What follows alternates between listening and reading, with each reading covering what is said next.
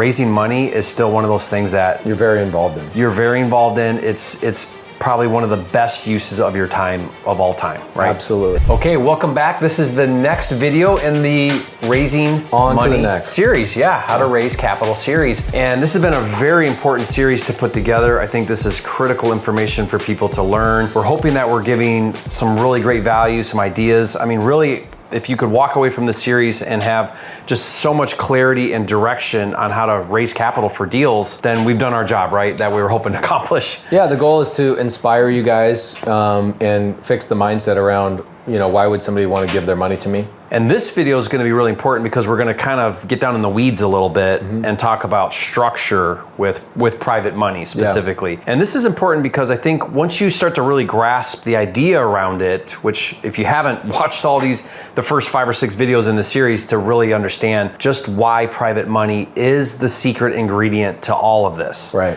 It's really the ticket to doing multi-million-dollar real estate deals and building a multi-million-dollar business. Right. Is private money. I think you agree, you believe that, I believe that. Yeah. Private money has been the backbone of both of our businesses for years, and it will continue to be. No matter how big I get, private money is going to be what allows me to get there. Always. I mean, look at everybody. Look at Elon Musk. He just bought Twitter. Guess what he did? He went and raised billions of dollars from private money lenders. Yeah, right? Right? Like he brought in equity partners into the deal.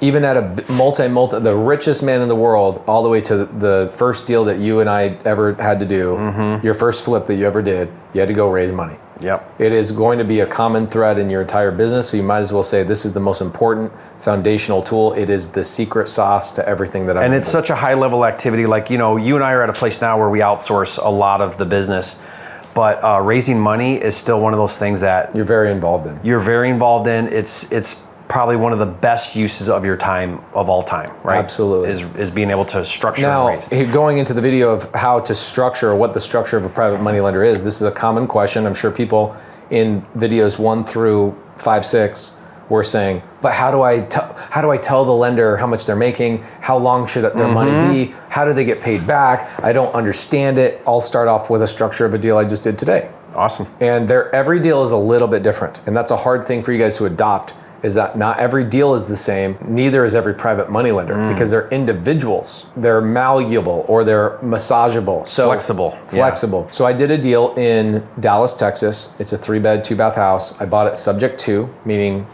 if you don't know what subject to is, go back to our series in Creative Finance. I bought it subject to. The deal was brought to me from Christian Hernandez. He found it on a foreclosure list. Amazing list to go call if you're looking for sub 2 deals. So he gets the deal, seller's a little bit behind on payment. So I got money to pay, right?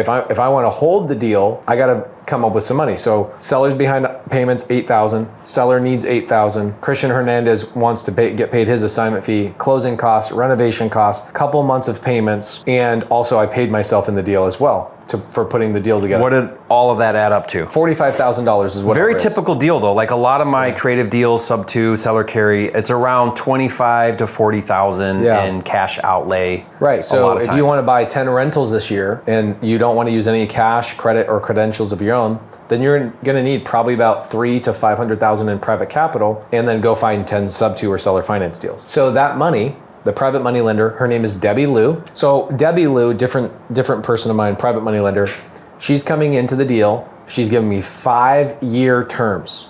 So she knows minimum, I'm going to give Pace my $45,000 for 5 years. I'm getting a 10% interest only payment, no points. So Debbie Lou will get a payment every month around $450 every single month for that $50,000. Now, was that a prom note only, or did you secure it with that deal? I secured it with the deal. Okay, so she's in second lien position. So when you say 5-year, then she'll just roll it into the next deal, but she's committing the money. She wants me to pay her back for 5 years after. Oh, it's a hold. The deal's a long term. Yeah, this one's gotcha. This one's a hold. Yeah. So Christian was the wholesaler on the deal. He wholesaled the sub 2 deal to me. He got paid a fee out of Debbie Lou's money. Closing costs, renovation, all that stuff got paid. I paid myself $5,000 on this deal up front, just because I'm like, I like doing that. Just to say you did it. Just to say I did it. And think about if I pay myself $5,000 on the deal, even though I'm holding the rental, what does that end up costing me every month? Like 40 something bucks. Yeah. So and if my tenant is paying all of this for me, Now, here's the next question. When does Debbie Lou get paid back? Okay, there's one of 3 ways that Debbie Lou gets paid back. Remember, 5-year balloon. Right, so in 5 years, I'm still gonna own the house, and I'm gonna, the sub 2 loan that I have, I don't have to pay off in 5 years. Yeah.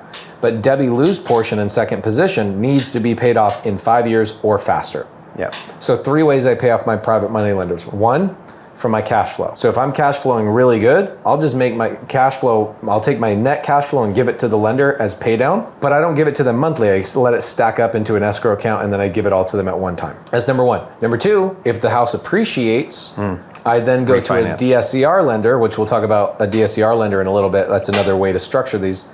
I'll go to a DSCR lender and refinance both the sub 2 loan out and Debbie Lou out, and now I have a new DSCR loan. Could you do traditional financing on a refinance too? Yeah, absolutely. You could do traditional financing.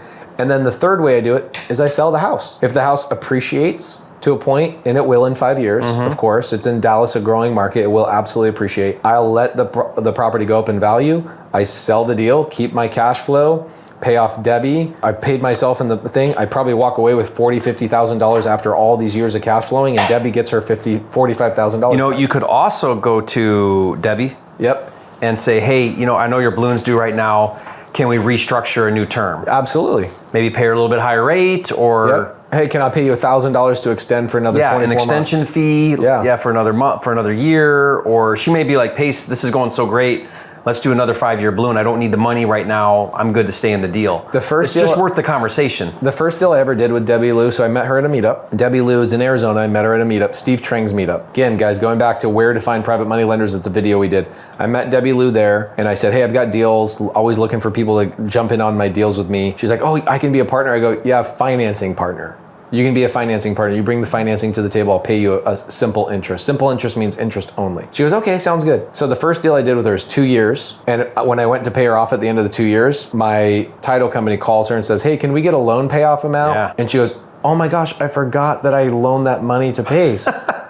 She forgot. And you would think, well, isn't she getting monthly payments? Yeah, but it's like $300, $400, whatever. It was so nominal to her that she didn't even remember. And she goes, can I just put the money back into another deal? I don't want the money back. Because she doesn't want it sitting at 0.01% interest in her checking account. So that's how I structured that deal. I know it's very nitty gritty, but Jerry says we're getting to the weeds. So where I found the deal, where I found the lender, how my relationship with the lender unfolded, what interest rate I'm paying her, the length of time, how I'm planning on paying her back, how does it benefit me? Now, the one part I probably haven't explained at all is that my PITI on the Dallas house that I bought sub 2, plus Debbie Lou's money, plus some vacancy repairs allocation to a little safety account, and you compare that to the money I'm bringing in on rent, I'll cash flow about $300 a month on this property. I'm literally no money in the deal. I paid myself $5,000 up front. Everybody got paid along the way, and I'm still cash flowing $300 a month. Isn't that crazy? Yeah, it's crazy. So it's a true zero down deal. It's a true zero down deal, and got paid to do the deal. But it wasn't zero down with the original structure because there was 40 grand in cash that was needed. What Pace turned it zero down because you brought private money in to fund the extra, all the things, the assignment, the closing, all of it. And this is the sad thing about people that are going out and doing one rental or 2 rentals a year, is because they're sitting there going, I have to use all my own money. Why? Well, 1, you haven't learned how to raise money. 2, even if you did learn how to raise money, the problem you have is that a lot of lenders will not allow for you to bring non-seasoned funds. If they're not your own money, if you go to a traditional lender and they go, where's your down payment coming from? And it's not coming from your own funds, they won't give you the loan. So going with either DSCR lender or or using creative finance allows me to bring my private money from any source. Nobody cares where my private money comes from. So that's why the last 6-7 years I've really focused on creative finance, because I know how to raise money, and I don't want to go to a lender, a traditional lender like Bank of America, Chase, Wells Fargo, credit unions, whatever. They go, well, where's the down payment coming from? And how are you paying for the renovation costs? And I go, oh, I'm using somebody's private money. They'll go, oh, no, you're not. It has to season in your account. It has to be your money. So a creative acquisition with private money, you can scale your business infinite. There's no limit to how many deals you can do. Let me share a story similar where I did a deal that was, it was in Chandler, Arizona, a couple years ago. And this is a great example because it was a luxury flip and it was a new construction part never got finished, so I bought it like, post drywall and it needs finished. Like the builder developer ran out of money type of thing? It was a suicide. It was a really sad story. Wow. Yeah. Do you remember how you got that deal? New Western. Ooh, wholesaler. So get this, New Western calls me and they say, we have no idea what to do with this property. We know that you like luxury. You're the guy. Yeah, they're like, we have a handful of people that we can even call, and you're one of them. So I'm like, okay, tell me about the deal. And so I said to the New Western, I said, look, I got to figure out a lot of things. Like, I don't even know what this is going to take to do this deal. And I can't be going between you and seller. Yeah. So like, what do you want to see? And what do I got to do to get you out of the way? So they signed a document that was like, you won't circumvent them. They said, give us $5,000. Like, just give us $5,000. Wow. And we'll just let you take this deal. So I paid $5,000 as a wholesale fee for this deal. It was an awesome deal. So I ended up putting the deal together. Well, it was a 600 buy. And I needed about 300 in rehab to finish this house. So all in 9, and in the back end was 1.5. Oh, good deal. And I literally, when COVID hit, so I sold this right when COVID hit, we got like 2 cash offers like on the first day on the market. Wow. Because money was scared and they wanted to buy, or I don't know why. But anyway, I sold it for 1.5, all in for 9. Well, I went to hard money to get and the hard money lent me 80%. Basically, hard money lent me, just to make it simple, they lent me the 600,000 to buy, and I'm short about 300 grand. So then I go to private money. Well, guys, between a $600,000 loan with hard money and another 300,000, I need 900,000 in total cash to do the deal. But all of that's gonna come to about 10 grand a month in payment, right? So now I got this big flip I'm doing, like a 9-month turn or whatever to do the whole thing. 90,000 in payments. That's 90,000 in cash that I've got to service between the hard money and the short. So here's what I did to my private money. That scares a lot of new people. That's scary. I mean, it scares me, and I do big deals. That's writing a check for 10 grand a month on a deal is stressful. Right. You're stressed out. So then when you're stressed out, you don't make good choices. So here's what I did. I went to private money and I said, hey, instead of asking for 300, I asked for 400. So this is what I call finance my financing, or similar idea, like you paid yourself out of the private money, same idea. I over leveraged the private money. I took the 100,000 extra that I don't need for payments. I put that aside in an account and I use that money to make my $10,000 a month payment. So then I do the deal. I get the hard money for 600, private money for 300. I over borrowed another 100 to cover payments. I service my payments. I do the deal. I flip it and made like 400 grand on that flip, after commissions, closing fees, everything, and did this deal with literally not a single dime, not even making monthly payments, nothing. I financed all of it. Even my carrying costs I financed. See, this is like, I look at this and I'm like, this is also in my mind creative finance. Like, people don't realize creative finance. It really is. Yeah. You used somebody else's money to do a deal. You didn't use a credit check. You didn't use any of this stuff. You literally walked into a deal, no credentials, nothing. No, you probably didn't have a pull on your credit, I'm sure.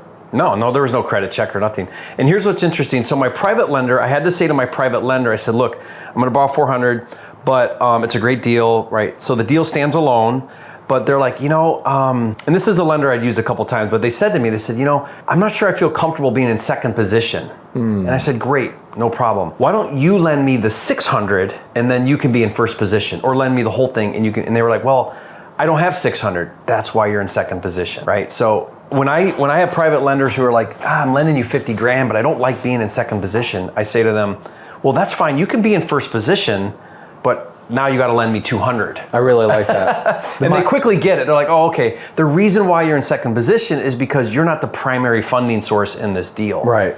And a lot of people then, they kind of like a light bulb goes off and they're like, okay, that makes sense. Here's the other thing that I say. I really like that with the second position. When somebody says that to me on second position, there's 2 things that happen sometimes where I can't do a second position. Sometimes the lender goes from their old education, they'll say, second lien position is really risky. I'm like, have you looked at the deal? It's not a risky, it has a risk always, but it's not a risky situation. But because your loan to value is so good. You know, Right. if you're adding the second lien position, but let's say you're borrowing, in my case, 900, but the asset's worth 1.5, right. You're still protected with the equity. Right. Not as protected because you're in second position, but you're still protected. But you're still protected. Either A, let's say I can't overcome that for whatever reason. Yeah. Which I don't have that problem anymore. But when I first started, I go, well, why don't you just be my partner on the deal? Okay, you be my partner on the deal, and I'll give you a portion of the equity on the back end. We'll form an LLC together. So instead of me, which I do that all the time too. Boom. It's a great structure. So now they're not in second lien position. They're actually a partner on the deal, and their name is on all the docs, and their name is on the deed. So if I get hit by a bus or something bad happens to me, then they can step in and finalize the deal, right? So that's one way to overcome it. Worst case scenario, if that doesn't work. Second thing that happens as well is that sometimes my lender, my hard money lender, will say, we don't want anybody in second lien position. No junior liens. Okay, so there's two ways I overcome that. Either A, I will bring the private money lender, or if the seller is kicking back a second lien position, like on your hotel that you got. That's a great example. You can have your seller or your private money lender on your LLC as a silent, non-decision making partner, and their buyout agreement in that partnership is whatever you owe them. So you can buy them out of the partnership in the same way that you would have bought them out of their second lien position. Or, this is a little bit more rare, but we've done this about a dozen times, is you can have your private money lender file a UCC1 on the LLC. So UCC1 is essentially a lien that you can put on people's businesses. So if they can't lien not the property, not the house, the business, which in this case is an LLC that owns the house. asset. Yeah. So now it bypasses all of those requirements. I know this is getting into the weeds, but guys, this is way in the weeds, but look at these workarounds. Yeah. So Pace has just found a solution to a problem. When the hard money lender says no junior liens, Pace is like, well, no junior liens just means what's a creative way around that? Yeah. Right? Because there's a workaround, there's a way to structure something legally still that meets those requirements but still gets your deal done. Smart people, wealthy up here, forget about our bank accounts, but we're wealthy right here. Invest in education, invest in ourselves so that we can find workarounds to get a solution provided to a problem. Yeah, but those are some great ones with the lien position, right? Right. That's a really awesome strategies there. And so, you know, this is an interesting question. Yeah. Okay, so I'm on a TV show with Jamil and Rahima, and it sounds like you're doing this too. This is something I've never been a big fan of. And you do this, and I'm curious why you do it. This is good for the audience because it just shows you there's 1,000 different ways to skin the cat. Jamil and Rahima, when we partnered on the TV show and we both came with our respective strategies to have to create one cohesive strategy so the TV show could have an easier time filming, I came to them and I go, all right, cool, I'll bring my deals, you guys bring your deals, you guys bring your partners, I'll bring my partners. And I go, then we'll bring our private money lenders. And they go, we don't have private money lenders. I go, what do you mean you don't have private money lenders? And they go, we have partners. Yeah. I'm like, okay, what do you mean by that? Yeah. And they go, well, they fund the deal and they get 50%. And I'm like, dang, that's a lot of money.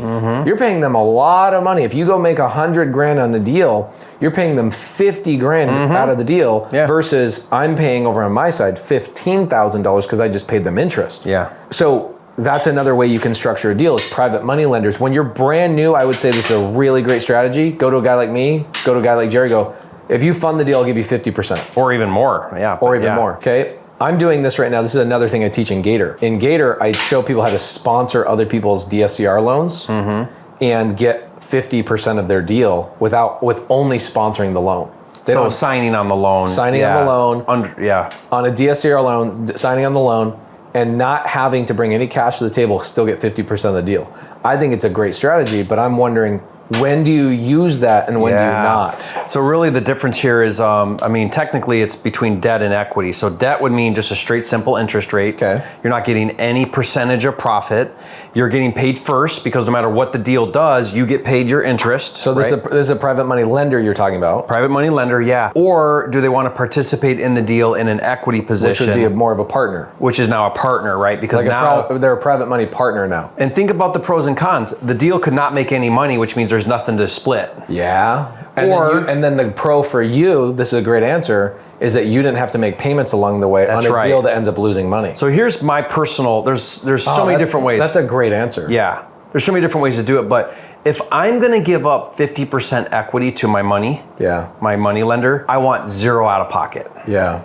So that's kind of like the rule I'll have. Like I just really like that answer you gave of like, if the deal, especially in the 2022 environment where the market was kind of trending downward, interest rates were going up, I would rather, as a capital raiser, go to people and say, let's partner on the deal. So I'm not hemorrhaging payments along the way. I have less risk on my side, but you have way more upside if we go and make this money. Yeah. That's a great way to look at the deal and structure it differently based on the environment, the economy, and your current situation and resources. And length. So like sometimes if you're in a big deal and it's a lengthy deal, you know, going debt means you got this big payment to service. It can eat you up. For 18 months, 12, 18 months. Yeah, that can really chew into a lot of your profit, especially if it goes longer. So like I like to look at an equity split with someone as more patient money. Oh, yeah. So I'll tell the lender, I'll say, look, this, like, let's take one of my luxury deals. You know, it's going to take me 6 months to get entitlements and permits and everything. Then it's going to take me another 18 months to build. This is a 2-year turnaround. I'd rather be, and then maybe it takes us an extra 6 months to sell it because we have to be patient. It's 2.5 years. I don't want to be making you a freaking payment for 2.5 years. Yeah, and I want whoever's money is plugged into that deal for a couple of years to have a good upside as well. So they want to do it again on the next one. They want to do it again, but they have to be patient. Like, listen, your money's going to be sitting in this deal for 2.5 years, but you can't be pressuring me about... Don't make a call to me. Don't call me about... There's no payments, right? Yeah. So it's a different kind of money versus if I'm doing a little banger flip that's 4 months, I don't want to do an equity deal on that. No. I want to borrow 8-10% money, turn it, pay them $4 or $5 grand in interest, and I made 30. See, guys, this is what I'm talking about, where depending on the economy, depending on your current situation, depending on the environment you're in, you change up your strategy and the structure to fit the situation. Totally, yeah. The other thing too is that when you have a brand, I got this tip from Grant Cardone. So Grant Cardone is like a little bit flashy, but he takes the checks he mails, which is really stupid. Because people criticize him, like, why are you sending So checks? He doesn't do an ACH deposit, no. He does a physical check. For 2 reasons why. I got to hear this. Because when you get something that comes to your house, it's like, oh, it's like a present, it's a gift. He gets to have a thank you note associated with it. He has it on a really nice letterhead. I can see that. Now, number 2. I'd be pissed because now I got to go deposit it. Right. But the second reason he does it is because now he can go on Instagram and go, look at all these checks I'm sending out to all my private money lenders today. Smart, yeah. So when you're a marketer and a promoter, we all know he's marketing and promoting. But the people that are like, man, I wish I was getting one of those checks, are like, how do I get involved in that? Yeah. And you look down the description, and guess what? There's a way to go click on the thing. Yeah, super smart. Love that. Well, this was really great. This was good. Is there anything else we want to cover on this? I think what we do in the next part of the series is I think we break down some addresses and we break down like, here's the money and here's how it worked, and we do some whiteboard stuff on a physical whiteboard so people can see how to structure those deals. You guys can do it. We got some resources for you. There's some private money raising tools that can help you. It's called myfundingkit.com. We'll put that in the description. And also, if you want to learn more about the Gator funding, how to be either a Gator lender or how to borrow Gator funds, if you haven't heard what that is from the previous videos, Pace has a program where he actually teaches you how to lend, micro lending really, like earnest money deposits of $1,000 and other pieces of the deal where with very little money you can participate in deals. You can JV, double and triple your money on some of these deals. It's a phenomenal way to put some cash to work. Or if you're in that position where you're really early in your business and cash is like your bottleneck, then don't let that stop you from earnest money or doing a sub-2 deal or whatever. You can actually go get these investors that will lend you that money and participate in deals with you. So that's called, Pace coined that Gator lending or Gator funding, but we'll put a link below for that as well. It's really game changer. You got to learn how to do that. And then guys, also, if you want us to, when Pace and I get back together next time, build on this library, this masterclass of raising capital. Like you talked about the whiteboard, we could do multiple deal breakdowns. I mean, we're gonna do that in the Creative Finance series too, just keep adding, but we're gonna do that in the next video. And what else? Is that it? I think that's it, guys. Let us know if we're changing your life with this information, and we'll see you on the next video.